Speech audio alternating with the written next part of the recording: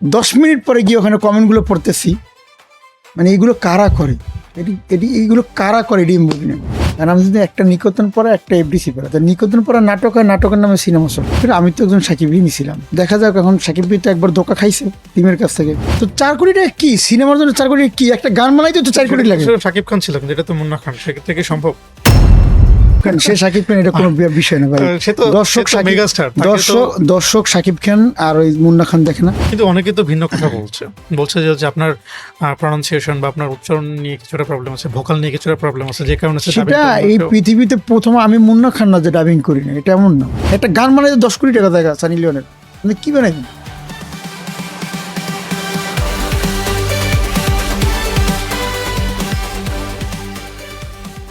প্রিয় দর্শক, আজকে রাইজিং স্টারে আপনাদের স্বাগত জানাচ্ছি। আমি হাসনাত জোবায়ের। আজকে আমার সাথে আড্ডা দেওয়ার জন্য যিনি আছেন, তিনি বাংলাদেশ থেকে কাতার গেলেন, সেখানে জয় করলেন, সেখান থেকে বাংলাদেশে ফিরে ডার্ক ওয়ার্ল্ডে প্রবেশ করলেন। ডার্ক ওয়ার্ল্ড থেকে বের হয়ে এবার তিনি এসেছেন তছনছ করতে। এবারে তার তছনছটা কেমন হয় সেটি এখন দেখার অপেক্ষা। আজকে আমার সাথে রয়েছেন এই প্রজন্মের নতুন অভিনেতা, হিরো, চিত্রনায়ক, অনেকগুলো বিশেষণী তার আছে। তিনি প্রডিউসার, তো অনেক গুণে গুণান্বিত। আজকে আমার সাথে রয়েছেন মুন্না খান। মুন্না খান, আপনাকে রাইজিং স্টারে স্বাগত। Thank you so much. Bangla ভিশনে এটা আমার দ্বিতীয়বার আসে। আপনার যখন ডার্ক ওয়ার্ল্ড মুক্তি পায় তখন আপনি এসেছিলেন, এবার এসে তছনছ। একটু শুরুতে জানতে চাই আসলে ডার্ক ওয়ার্ল্ডের পরে আরো একটা প্রজেক্ট করা হয়েছিল, অনেকগুলো প্রজেক্টই করছি, কিন্তু রিলিজ হয়েছে তছনছ। আর একটা ওয়েব ফিল্ম রিলিজ হয়েছিল দি পাওয়ার অফ লাভ, ওটাও আমার প্রযোজনা প্রতিষ্ঠানে। কিন্তু আরো বাইরের 2টি সিনেমা কমপ্লিট হয়ে গেছে অলরেডি, সেন্সারে জমা করবে। একটা মানিক বের, একটা অন্য। মুন্না খান, একটু জানতে চাই আসলে আপনার শুরুটা কিভাবে? আপনি আসলে তো একজন ব্যবসায়ী, কাতার গেলেন প্রবাসী হিসেবে, সেখানে কাজ করলেন, ব্যবসা করলেন, সেখান থেকে সে সিনেমা করতে কেন ইচ্ছে করলো? ওকে, আসলে শুরুটা ছোটবেলা থেকেই স্বপ্ন, বড় পর্দায় কাজ করার, ছোট পর্দার কাজ করার। কিন্তু আসলে একদম ছোটবেলায় আমরা যে গ্রামে বড় হয়েছি, মঠবাড়িয়া, পিরোজপুরে, তখন এতটা স্পেস ছিল না যে অভিনয় করার মতো। কিন্তু এই যখন সিনেমার গল্প যখন বুঝি, তখন তো সাকিব ভাইয়ের সিনেমা দেখি, সব নায়কেরই সিনেমা দেখা হয়েছে। তো ছোটবেলা থেকেই বুকে ধারণ করি যে যদি কোনোদিন সুযোগ আসে বড় পর্দায় কাজ করব। এরপরে তো দেশের বাইরেই চলে গেলাম। কত সালে গেলেন আপনি কাতার? মেবি 2007 গেছি দুবাইতে। আচ্ছা। এরপরে দুবাই লং টাইম ছিলাম। ওখানে হয় না আসলে এরকম ভালো একটা কেরিয়ার, বিজনেস, ব্যবসা বাণিজ্য বা জব যেটাই বলেন, হয় নাই। এরপরে আবার কাতারে গেলাম 2015 তখন আবার ব্যবসা বাণিজ্য শুরু করলাম। তো একটা সময় আসলে মনে হয়েছিল যে আসলে আমি যে ছোটবেলা থেকে আসলে যে স্বপ্নটা দেখি, এখন হয়তো এই স্বপ্নটা পূরণ করার সময় এসেছে। আর সেই স্বপ্নটা পূরণ করতে হলে প্রথমেই সিনেমা না, প্রথমে মিউজিক্যাল ফিল্ম, শর্ট ফিল্ম বা নাটক, এরকম প্রায় 200 মিউজিক্যাল ফিল্মে আমি কাজ করছি। আপনি কি নিজে অভিনয় করেছেন? হ্যাঁ, কিন্তু সেই সময় এতটা মানে আলোচিত হয়নি কেন? তার আগে মনে করেন আমি একটু আপনার চোখ দেখতে পাচ্ছি না, আমি একটু চাই আপনি যদি, আপনার যদি অসুবিধা না হয় সানগ্লাসটা খোলা যায় কিনা? না, আমার চোখ তো অনেকে বলে আপনার চোখ বাঘের মতো, তাই আমি চোখ দুটি লুকিয়ে আমি একটু বাঘের মতো চোখটাই দেখতে চাই, কারণ আপনার সাথে আই কন্টাক্ট করে আমি কথা বলতে পারছি না। আচ্ছা, ওকে, হ্যাঁ, নো প্রবলেম। ঠিক আছে। তাহলে আপনি হচ্ছে 200 মিউজিক ভিডিও করেছেন, কিন্তু শেষ সময় তো মানে 200 মিউজিক ভিডিও করলে তো একটা ক্লিক করার কথা, হিট হওয়ার কথা। Music video, musical film, short film, এটা এখানে আসলে সবাই ভাইরাল হয় না। আমি জাস্ট এটাতে আমি বলছি এমন না, আপনারা ইউটিউবে সার্চ দিতে মুন্না খান মাল্টিমিডিয়া ইউটিউব চ্যানেলে মিনিমাম কমপক্ষে 100 গান আছে আমার। আচ্ছা।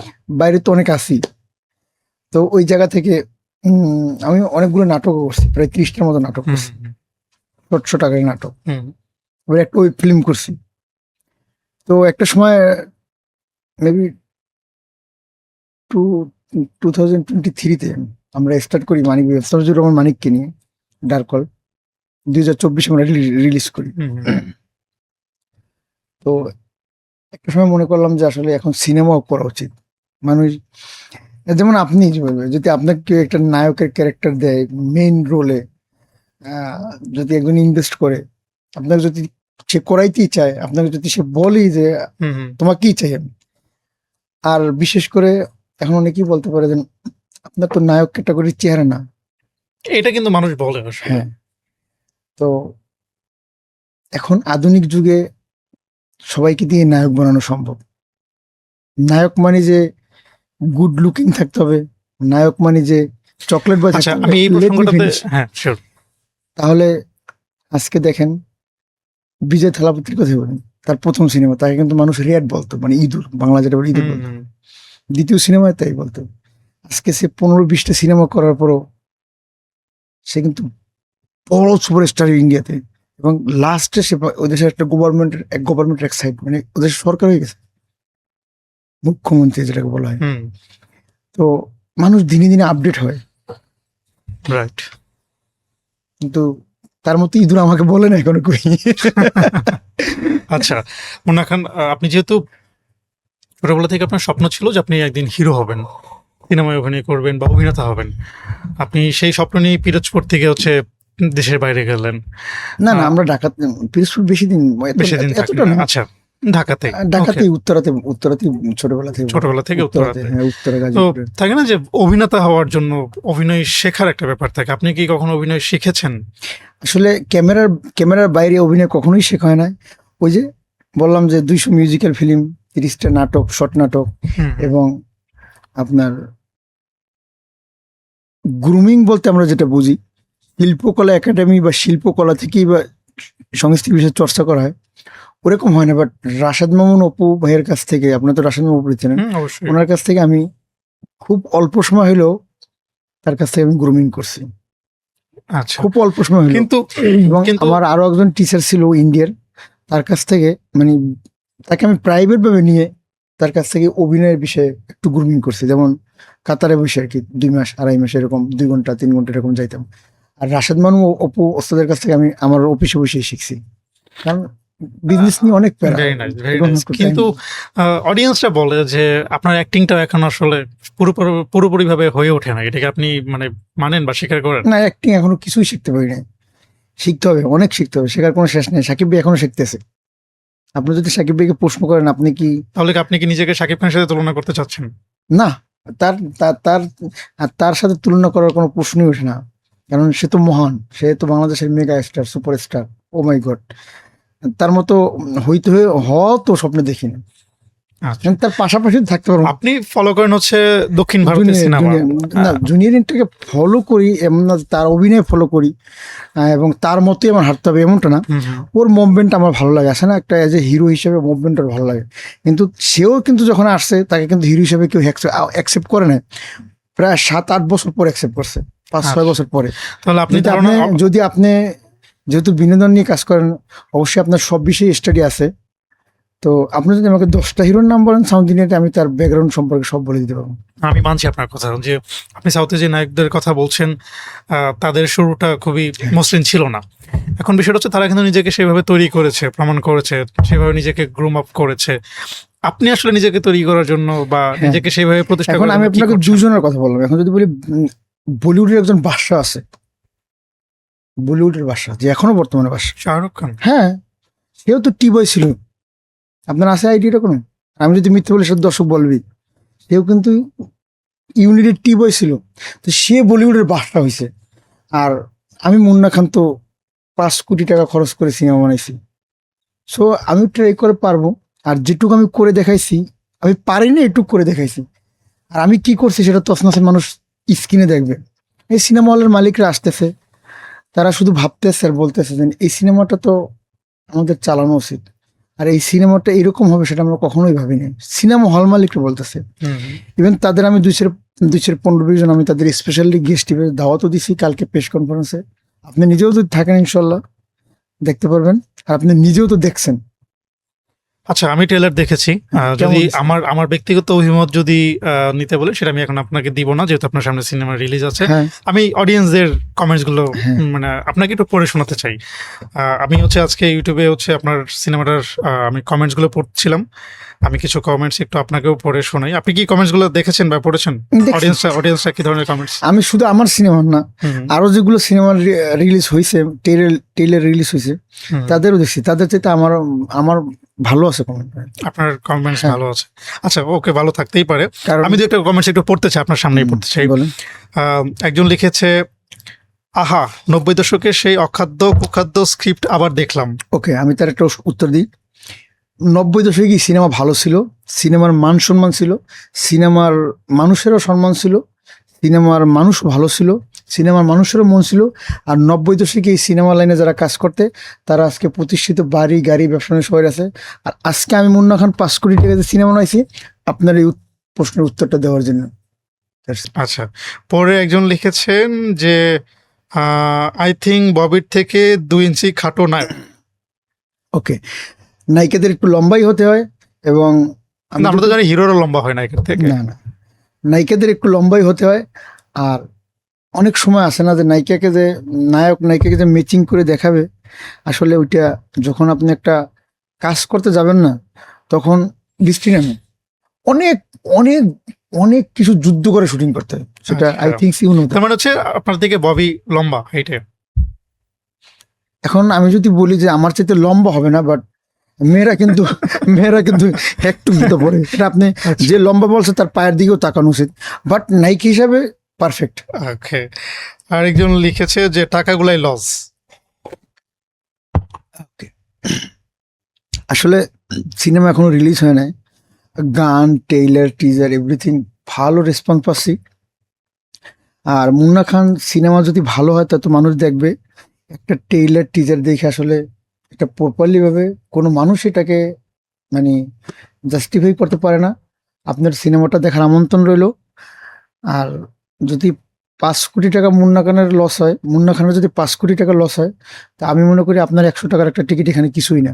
তো আমি আপনাকে ইনভাইট করলাম, ওই 100 টাকা যদি আমার দেওয়া লাগে, যেদিন আমি আমার ফেসবুকে পোস্ট করব, আপনাকে আমন্ত্রণ রইল সিনেমাটা দেখার। দেখে যদি আপনার মনে হয় যে আমার 5 কোটি টাকাই লস, শুধু টাকা পাবো এমন কোনো কথা না, আপনার যদি দেখে আফসোস করেন ও মাই গড, এটি আমার 5 কোটি টাকা।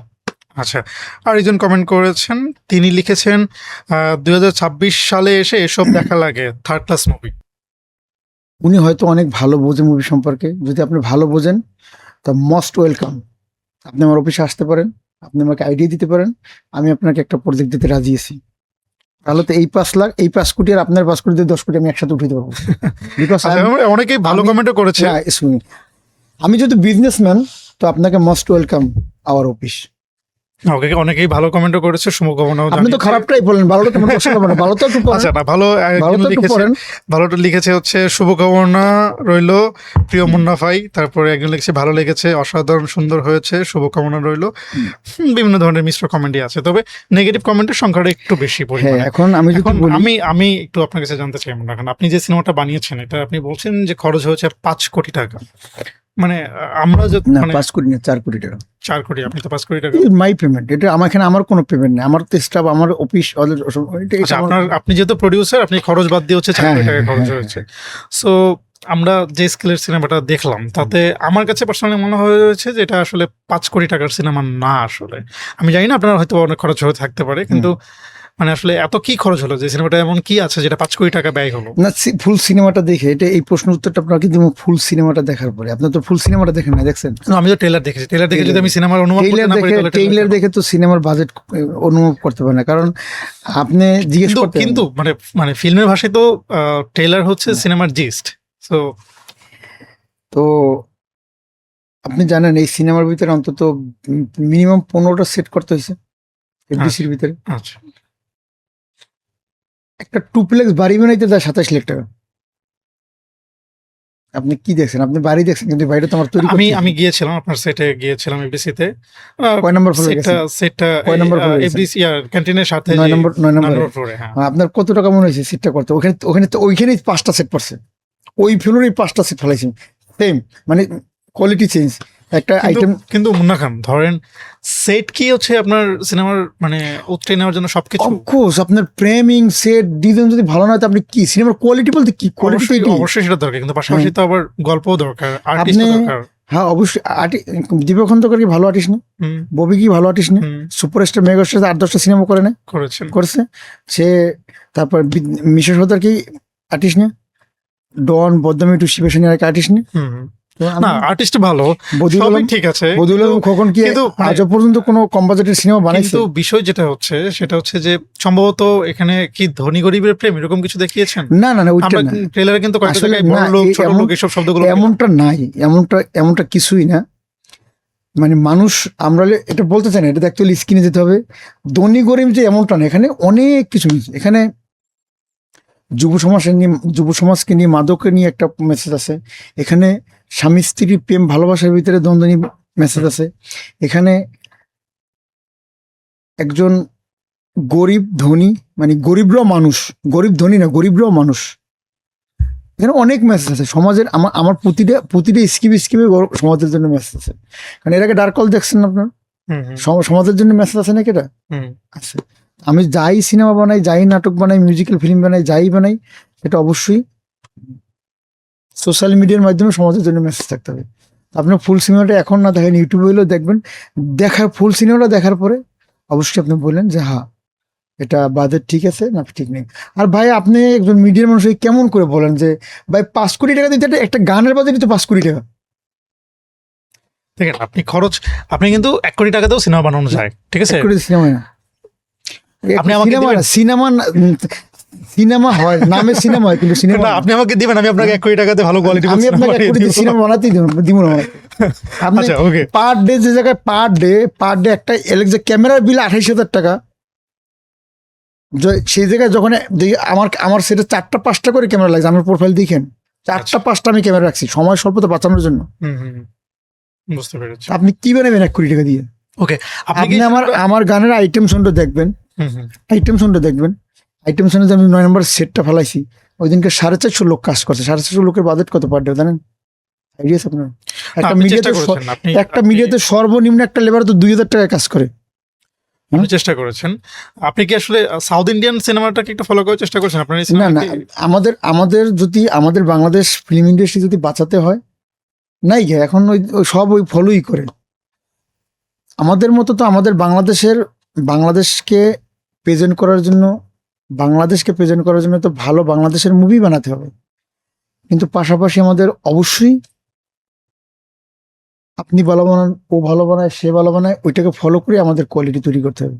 হুম, কারণ আমাদের দেশে এত বড় বিখ্যাত ডিরেক্টর নাই, আর যারা আজকাল বিখ্যাত হয়েছে তারা কপি করি হয়েছে। হুম, হুম। এটা আমি আনডাউটলি বলতে পারি, আই ডোন্ট কেয়ার। সবাই তোর কপি করে বলা হয় না। সবাই কপি করে বলা হয়েছে। কারণ এখন আপনি যদি বলেন সবাই কপি করে, আজকে থেকে 20 বছর আগে কিন্তু আপনি হিন্দিতে কথা বলতে পারতেন না। আজকে থেকে 20 বছর আগে কিন্তু আপনার ইউটিউব অ্যাভেলেবেল ছিল না। আপনি এখন ইউটিউবে ছবিটা দেখেন, আর তখন মনে করেন ওই ভাই ছবিটা এই মুন্না মাস্তান ছবিটা নকল। এখন দেখি এখন তো সবই দেখি নকল, ইন্ডিয়ান ছবি। আচ্ছা, হ্যাঁ। আহ, এরপরেও অবশ্যই মেধা শক্তি মানুষের অবশ্যই আছে। এই গ্লাসটা যে তৈরি করছে অবশ্যই কোনো এক দেশের ব্র্যান্ড। তো সবাই যে কপি করে না, তবে 100-র মধ্যে 90 জনই কপি করে। আচ্ছা, আপনার সিনেমাটা কি কপি? না, আমার সিনেমার কোনো গল্প কপি নেই। আপনার এই সিনেমাটাতে এমন কি আছে যেটার জন্য দেখার জন্য দর্শক হলে যাবে? যদি এক কথাই জিজ্ঞেস করি।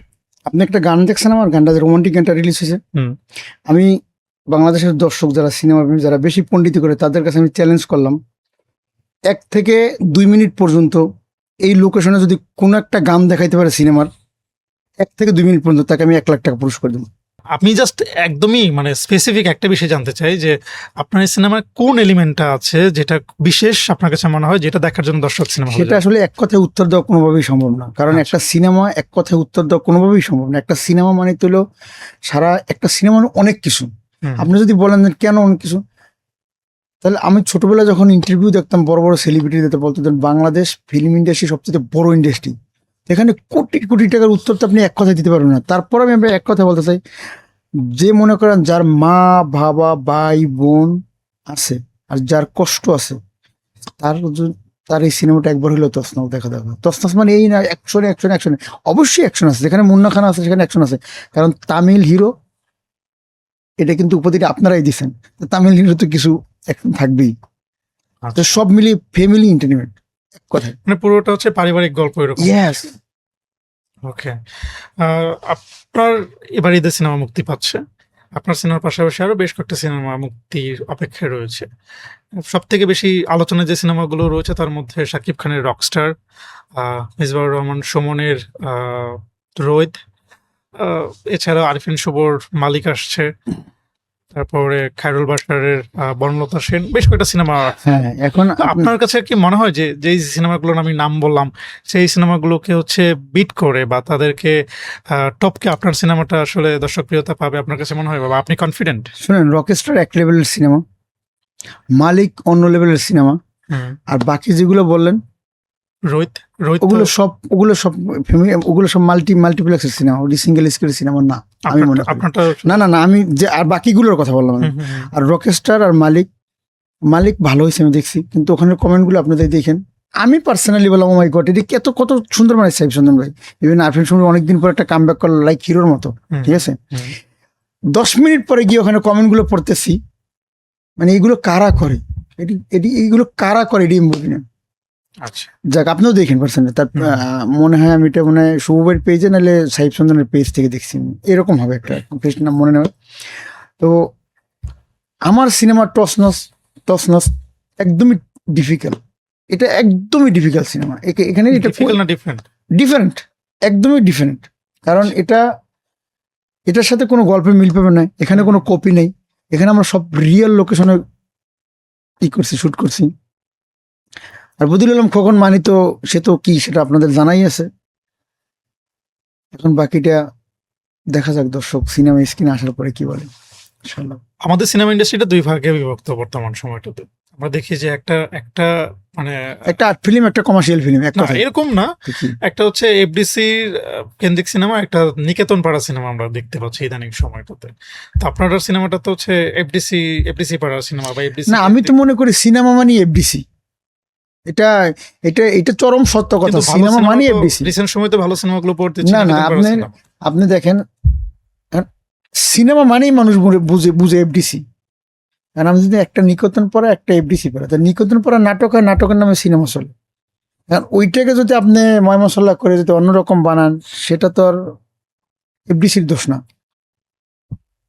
কিন্তু আপনি নিকেতন, আপনি নিকেতন পাড়া বসে বানান, আপনি নিকেতন পাড়া বসে বানান, আপনি মগবাজার বসে বানান, আপনি এফডিসি থেকে আপনার সেন্সার সার্টিফিকেট, এফডিসি থেকে আপনার ছাড়পত্র নিতে হবে, সেন্সার সার্টিফিকেট আপনার সিনেমার নামেই নিতে হবে। কিন্তু এখন এটি আপনারা এই যারা সাংবাদিক আছে বা যারা এইটার সাথে সিন্ডিকেটের সাথে যারা জড়িত তারা বলে, কিন্তু আপনি যদি পরিচয় দেন আমি চিত্রনায়ক মুন্না খান, আমি শিল্পী সমিতির সদস্য মুন্না খান, তাহলে আপনাকে প্রথমে এফডিসি আসতেই হবে। আপনি শাকিব খানের রকস্টার ট্রেলার দেখেছেন বা টিজার দেখেছেন? আমি টিজার দেখছি, ট্রেলার দেখছি, ফার্স্ট লুক, ট্রেলার তো এখন আসে না, আমি টিজার দেখছি, ফার্স্ট লুক দেখছি। আর বিশেষ করে আমি তো একজন সাকিবই নিছিলাম, আমি যে সিনেমা আসার আগে আমি তখন সাকিবই নিছিলাম, এটা তুমি একাধিকবার ক্লিয়ার করছি। আর রকেশটা তো অবশ্যই দেখবো, একটু সময় নিয়ে দেখতে হবে, কারণ নিজের সিনেমা রিলিজ, এত বড় বিগ স্কেলের সিনেমা রিলিজ তো ভালো। কিন্তু এখন কথা হলো টিজার ট্রেলার অনেকেই ভালো বানায়, এরপর হলে গিয়ে সিনেমায় কিছু নেই। আর আপনি মনে করেন আমি কারে মিন করছি, এটা না, কারণ এটা প্রিন্সিপাল আপনারা দেখছেন না। তো দেখা যাক, এখন সাকিব ভাই তো একবার ধোকা খাইছে টিমের কাছ থেকে, এখন যদি রকেস্টার ওই রকম এটা সাকিব ভাইয়ের কথা আমার তারা শুনবে, অবশ্যই সাকিব ভাই যা বলবে ওইটাই তারা শুনবে। সাকিব ভাই যদি ভালো করে ইন্সপেকশন করে ওটাকে যদি রিলিজ দেয়, তাহলে 100% আবার সেরকম লেভেলের হবে ইনশাল্লাহ। আপনার সিনেমার যে বাজেট বললেন 4 কোটি বা 5 কোটি, আপনার 5 কোটি না 4 কোটি। 4 কোটি, আপনার রেমুনেশন যদি 1 কোটি ধরা হয় সেক্ষেত্রে? না, আমার রেমুনেশন না, আমারও তো 10 জন স্টাফ আছে, আমারও তো মগবাজারের মতো একটা অফিসে 50,000 1 লাখ টাকা খরচ আছে। তো সিনেমার জন্য আমি 6 মাস ওখানে নষ্ট করছি না। আমার কাতার থেকে অস্ট্রেলিয়া বিজনেস ক্লাসে 1,80,000 টাকা টিকিট লাগে না কাতার এয়ারলাইন্সে, এটার জন্য তো আমি 20 বার অন্তত আসছি না। তো সিনেমার জন্যই তো আমি আসছি, ওটা তো বাজেটের অংশ। যদি আমি বলি যে আমার এত টাকা এই সিনেমার পিছনে ব্যয় হয়েছে, কিন্তু ওটা আমি ধরি না, কারণ ওটা ধরা ঠিক না, আমি তো বাংলাদেশেও থাকতে পারতাম। এই কারণে আমি আপনাকে ওটা পার্সোনাল কথাটা আমি আপনাকে ক্যামেরার সামনে বলছি, ওটা আপনি নিয়ে না 4 কোটি ধরেন। আপনার কি মনে হয় যে এই 4 কোটি টাকা আপনি ঘরে তুলতে পারবেন বা আনতে পারবেন? যদি সিনেমা দর্শক দেখে তো 4 কোটি কেন, 17 কোটি দিয়ে সিনেমা বানাইছে, লাভবান হয়েছে না বাংলাদেশে? বাংলাদেশের সিনেমাই তো ছিল। তো হ্যাঁ? আপনি কি মনে করেন যে এই সিনেমাটা আমি মানে আপনাকে বলি শুনুন, এর আগে সাকিব ভাই প্রিয়তমা বানাইছে, 4 কোটি না 3 কোটি টাকা খরচ হয়েছে, সেটা 45 কোটি টাকা লাভ করছে না এরশাদ আনান ভাই? হুম, তো 4 কোটি টাকা কি সিনেমার জন্য? 4 কোটি কি একটা গান বানাইতে তো 4 কোটি লাগে? সেটা শাকিব খান ছিল, কিন্তু এটা তো মুন্না খান, সেক্ষেত্রে কি সম্ভব? সাকিব খান ছিল, সেও সিনেমার নায়ক, আমিও সিনেমার অভিনেতা, আমিও সিনেমা বানাইছি, সেও যেখান থেকে সেন্সর করে আমিও সেখান থেকে সেন্সর করি। মূল কথা হলো আপনার, কিন্তু সে শাকিব খান, আপনি মুন্না খান। আই ডোন্ট কেয়ার সে সাকিব খান এটা কোনো বিষয় না ভাই। সে তো দর্শক সাকিব- মেগাস্টার। দর্শক সাকিব খান আর ওই মুন্না খান দেখে না। দর্শক যদি একবার মনে করে এই সিনেমাটা ভালো, এটা আমার ব্রেন্টে লাগছে, দেখবো। আর আপনি ভালো লাগলে আপনি যদি আরেকজনকে বলবেন, সে আসবে। সো সাকিব ভাই যে সিনেমা সবগুলো সিনেমায় লাভ হয়েছে, 300 থেকে সব লাভ হয়েছে এমনটা তো না, আছে না তার সিনেমা কিছু ফলন গেছে না? অবশ্যই গেছে। তো এরকম অনেক সিনেমা। দিনে দিনে তো এরকম আমরা যদি পার্শ্ববর্তী রাষ্ট্র, আমরা যদি বলিউড ফলো করি, বড় বড় মেগা স্টারদের 2-3টা সিনেমা প্রথম ফ্লপ, 6টা পর্যন্ত ছিল ফ্লপ আছে, আমি দিতে পারবো আপনি জিজ্ঞেস করে। আচ্ছা, আমি তোমার তো আমার তোমার তো 2টা, একটা গেল, একটা কিন্তু এখনো ফ্লপ হয় নাই। আমার একটা ফ্লপ গেছে, আমি অর্ধেকটা গড়িতে হচ্ছে, অর্ধেক গড়িতে পারিনি, বাট আমি মুন্না খান তো হয়েছি। তারপর হ্যাঁ, আচ্ছা, এখন আরেকটা তো মাত্র রিলিজ দেব, এখনো কিন্তু সিনেমা হলে যায় না, যেটা আপনি ফ্লপ বলতে পারেন না। বলেন ইনশাল্লাহ হবে ভালো কিছু। না, আমি ফ্লপ বলি নাই, আমি বলছি যে আপনি কনফিডেন্ট না কিনা যে আপনি পুরো 4 আমরা কোটি কেন টাকা বলবো, তুলতে যদি পারবেন? সিনেমা ভালো হয়, যদি সিনেমা ভালো হয় অবশ্যই দর্শক দেখবে, আমার টাকা উঠে আসবে। ওকে, আচ্ছা, আপনার এই তছনছে ডাবিং সম্ভবত আপনি করেননি, আপনার না, আমি আপনার করিনি। ভোকালটা অন্য কেউ দিয়েছে, আপনার ভয়েসটা অন্য কেউ দিয়েছে, কেন এটা কেন? এটা সময় বাঁচানোর জন্য, কারণ আপনি জানেন যে আমার প্রায় কাতারে প্রায় 550 মতো ওয়ার্কার আছে, যারা বাংলাদেশি প্রবাসী এবং আর অন্যান্য কান্ট্রি, নেপালি, ইন্ডিয়ান, পাকিস্তানি সব মিলিয়ে। আমি যখন এখানে 1 মাস টাইম দিই, তখন আমার ওখানে অবস্থা খুবই খারাপ হয়ে যায়। কথা আছে না, রাজাবাড়ি রাজা না থাকলে হুদাবাড়ি, যেটা আমাদের ভাষায় বলা হয়। হুম, এমনই বিজনেসটা এমনই। তো আবার যদি ডাবিং এর জন্য আমি এখানে এটা এডিট করতে হয়, লাইন আপ করতে হয়, আমি আমার 15-20 দিন আমি থাইকে যাই, তাইলে আমার জন্য অনেক টাকা লস হয়ে যায়।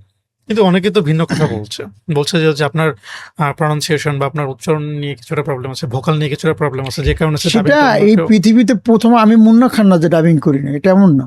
আমি শুনছি যে আজকাল যারা বাংলাদেশে যারা বড় বড় সুপারস্টার, তারাও কিন্তু 30টা সিনেমার পরে ডাবিং করছে, সেটা আমি একলা না। এবং আমাদের আপনাদের তো Hollywood, Bollywood, south Indian, Canadian cinema যদি আপনি ফলো করেন, এরাও 210টা সিনেমার পরে আপনার করছে, ডাবিং করছে। আপনার ডাবিং তো একটা ডাবিং এ 25-30 কোটি টাকা দেয়, আপনি জানেন এটা? না, এত টাকা দেয় আমার জানা নেই। আপনি সুরিয়া কত না একটা ডাবিং করতে জানেন? সুরিয়া আছেন? হ্যাঁ, বলিউড কে সুরিয়া? সিনেমাগুলো হচ্ছে ডাবিং, মানে তামিল সিনেমাগুলো হচ্ছে। সুরিয়া একজন মোস্ট পপুলার ইন্টারন্যাশনাল একজন অ্যাক্টর। সুরিয়া 25 কোটি টাকা নেয় আপনার ডাবিং করতে। আচ্ছা, না, আমি এই তথ্যটা জানতাম না। ওকে। আজকে সার দিয়ে দেখেন, আর দর্শকরাও দেখতে পেন, 25 কোটি টাকা ডাবিং করতে নেই। আপনি 4 কোটি টাকা দিয়ে কি সিনেমা বানায়? বাংলা সিনেমা বানাইতে কমপক্ষে 10 কোটি টাকা লাগবে, 15 কোটি টাকা লাগবে সিনেমা বানাইতে। একটা গান বানাইতে 10 কোটি টাকা দেখা সানি লিওনের, আপনি কি বানাইবেন? সিনেমা বানাইতে টাকা লাগবে, সিনেমার নামে নাটক একটু বানাই আনি, আপনার কাইডে কুটে বলে দেন সিনেমা হয়ে গেল, ঠিক আছে, 10 টাকা ধরাই দিয়ে, সিগারেট প্যাকেট 5টা ধরাই দিয়ে, লোকাল দারোয়ান একটা সেন্সার বোর্ড নিয়ে গেলেন গা, এবার 2 দিন পর আবার এটা ব্যান হয়ে গেল গা। ইটস নট মুভি ব্রাদার, ওকে। বুঝছেন? সম্প্রতি একটা সিনেমা নিয়ে বেশ আলোচনা হচ্ছে, কন্ট্যাক্ট ম্যারেজ। আপনি কি সিনেমা সম্পর্কে কিছু জানেন কিনা? না, কন্ট্যাক্ট ম্যারেজ যে বানাইছে ভালো, তাকে আমি ছোটবেলা থেকেই তাকে চিনি, এবং পার্সোনালি তার সাথে আমার সাথে SMS আদান প্রদান হয় ভালো মতো। এই সিনেমার ট্রেলার দেখে আপনার কাছে কি না ওইটা, হ্যাঁ, এটা তো তার শখ, সে মনে করছে আমি স্পন্সর পাইছি, বানাইছে। হল মালিকরা বলছে ভালো, হ্যাঁ, কেমনে বলছে ভালো, আমি তো দেখি না দেখি কেন। ইভেন আমি তার সাথে যেহেতু ভালো একটা সম্পর্ক, আমি তার পোস্টারটাও কিন্তু শেয়ার করছি, ভালো ভিউজ হয়েছে, তার পেজে আমাদের ভালো ভিউজ হয়েছে দিছি। এখন যদি বাংলা সিনেমা সে যদি একটা বানাইছে ছোট আকারের, এটা যদি লাভ হয় বড় আকারে বানাইবো, তাও আসুক সিনেমা বানাবো। না, আমার প্রশ্নটা ছিল যে মানে কন্ট্যাক্ট ম্যারেজের যে ট্রেলার আছে সেটা দেখে আপনার কাছে কি মনে হয়েছে? না, এটা নিয়ে আমি কোনো কমেন্ট করতে চাই না ভাই, কারণ সিনেমা তো ভাই প্রযোজক তো লাগাইছে কিছু টাকা। সেফ জোনে থাকতে চান? না, এটা নিয়ে কোনো কমেন্ট করতে চাই না, বাট আমাদের সিনেমার সাথে ভালো আলোচনায় গেছিলেন, আচ্ছা, বিকজ প্ল্যান। ওকে।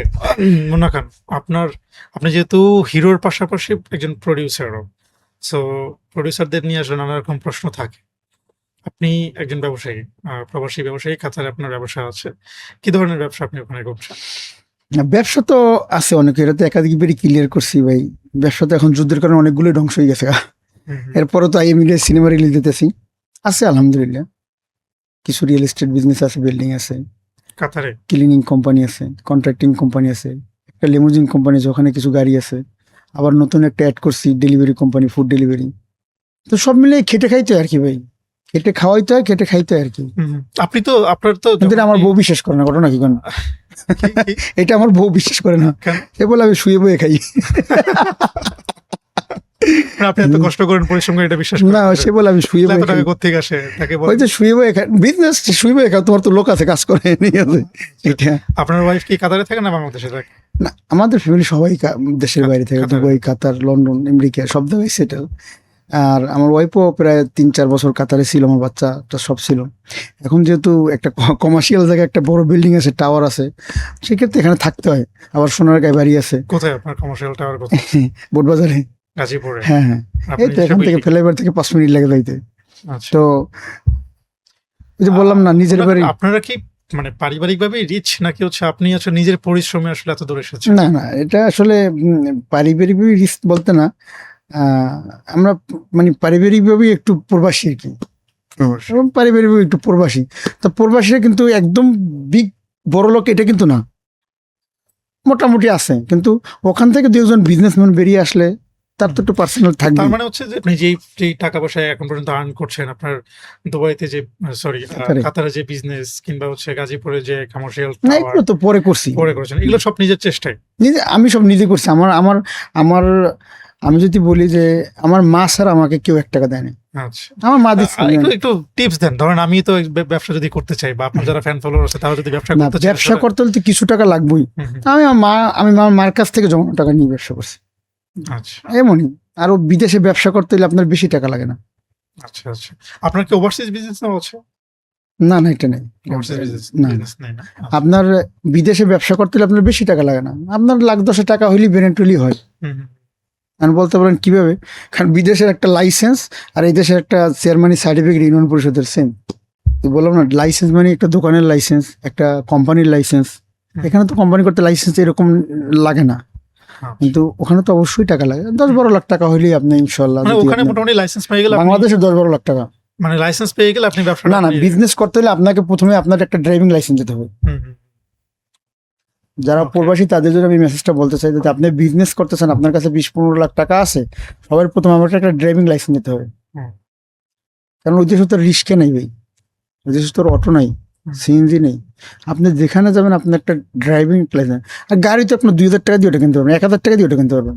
1,000 টাকা না, 1,000 রিয়াল, এটা বলছি। আচ্ছা আচ্ছা। তারপরে আস্তে আস্তে আপনি কামান, তারপরে কেনেন, সমস্যা নেই। আপনি 2 কোটি টাকা দিয়েও কিনতে পারবেন, সমস্যা নেই। কিন্তু আপনি 2,000 টাকা দিয়েও কিনতে পারবেন, ওকে ওকে। কোনো গাড়ির কোনো ট্যাক্স নেই। আমাদের একটা সেগমেন্ট আছে, সেটা হচ্ছে প্র্যাঙ্ক কল। আমরা একটা প্র্যাঙ্ক করব। প্র্যাঙ্কটা হচ্ছে আপনার সিনেমার যে নায়িকা, আমাদের সকলের প্রিয় অভিনেত্রী ববি, আপনি তাকে ফোন করে একটা প্র্যাঙ্ক করবেন। তাকে ধরবেন এখন, কেন? উনি এখন শুটিং। আমরা একটু চেষ্টা করে দেখি, যদি ধরলো তাহলে তো হলো, না হলে সমস্যা নেই। না না, প্র্যাঙ্কটা আমরা শুনেন আগে কি প্ল্যান। সেটা হচ্ছে যে আপনি তাকে ফোন করে বলবেন যে ববি আসলে 500 টাকা দাও। না না, এইটাই না, বলি। না, জিনিস আগে এইটাই শেষ করি, বলি। এটা না। ওই বলবেন যে ববি আসলে সিনেমাটা তো মুক্তি দিতে চাইছিলাম ঈদে, কিন্তু মনে হয় না পারবো। তখন সে বলবে, তো কেন, কি হয়েছে ভাই? বা আপনাকে যা বলে সম্বোধন করে বলবে যে আসলে সিনেমা হলে মুক্তি দেওয়ার জন্য অনেকগুলো টাকা দরকার হচ্ছে, কিন্তু আমার কাছে তো টাকা নাই, কি করবো, তুমি আমাকে কিছু টাকা ধার দাও।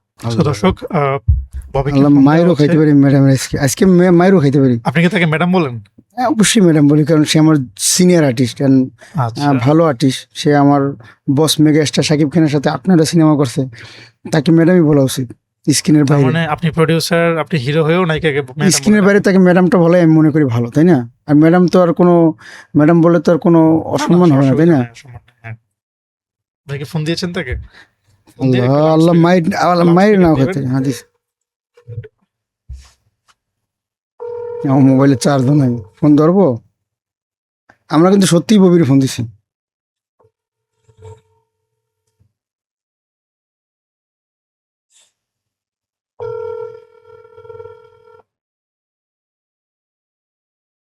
হ্যালো, আসসালামু আলাইকুম।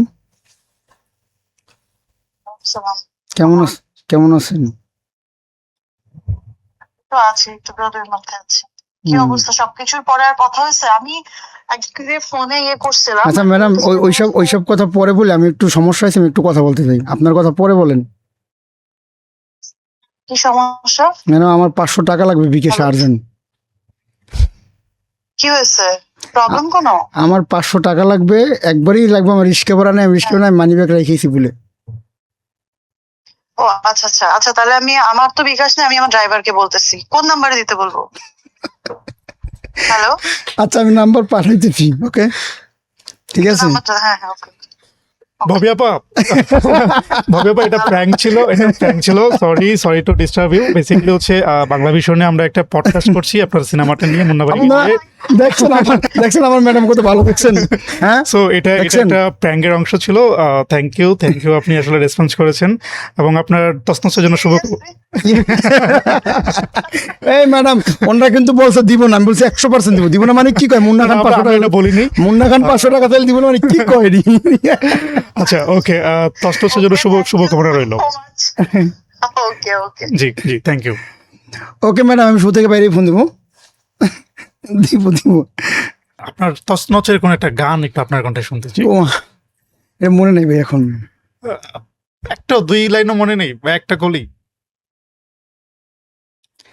যদি হাজারো জনম যদি পাই পৃথিবীতে, এটাই এখন থাকলে পরে মারবো ম্যাডাম। আচ্ছা, ওকে, যাক। আমরা একদম শেষ দিকে এসেছি। আপনার সিনেমার জন্য শুভকামনা রইল। আপনার যারা অডিয়েন্স আছে তাদের উদ্দেশ্যে কি বলার আছে? অডিয়েন্সকে বলবো, সব সিনেমাই দেখেন, বাংলাদেশের সব সিনেমা আপনারা দেখেন। পাশাপাশি রোজা কোরবানি ঈদে তো অনেকগুলো সিনেমা দেখা হয়, বিশেষ করে ভালো সিনেমা তো অবশ্যই দেখা হয়।